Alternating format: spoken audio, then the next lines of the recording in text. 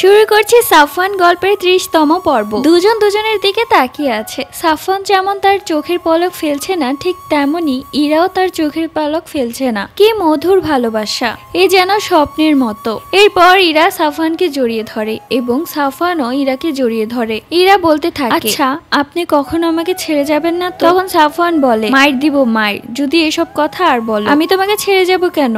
আমি তোমাকে সব সময় আগলে রাখবো। শোনো, জিনদের ভালোবাসা মানুষদের ভালোবাসার মতো ফেলনা নয় যে যখন ভালো না লাগবে ছুঁড়ে ফেলে দিব।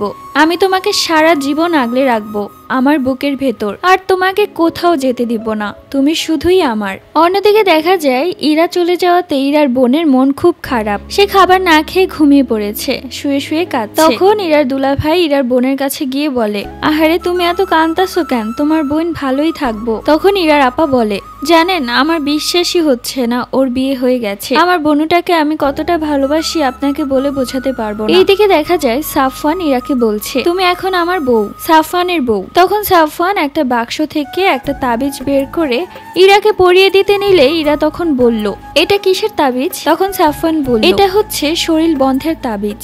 এই তাবিজটা তোমার শরীরে থাকলে তোমাকে কোনো জিন ক্ষতি করতে পারবে না, এমনকি কেউ তোমার ক্ষতি করতে পারবে না।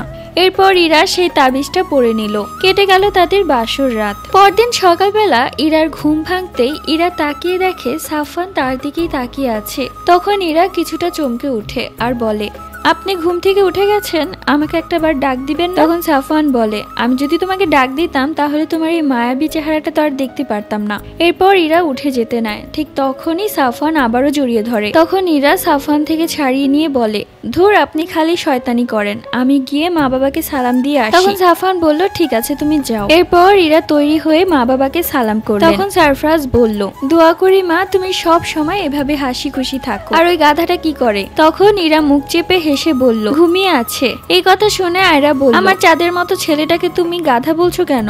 তখন আয়রা ইরাকে জড়িয়ে ধরে বলল, মা এখানে তোমার কোনো অসুবিধা হচ্ছে না তো? প্রথম থেকে একটু খারাপ লাগলেও আস্তে আস্তে সব ঠিক হয়ে যাবে, একদম চিন্তা করবা না। আর আমি তো আছি, আমার সাথে গল্প করবে, তাহলে তোমার খুব ভালো লাগবে। তখন ইরা বলল, ঠিক আছে আম্মা। আয়রা ইরার গালে হাত দিয়ে বলল, কি বড় আপার কথা মনে পড়ছে? সাথে সাথে ইরা মাথা নাড়িয়ে বলল, হ্যাঁ।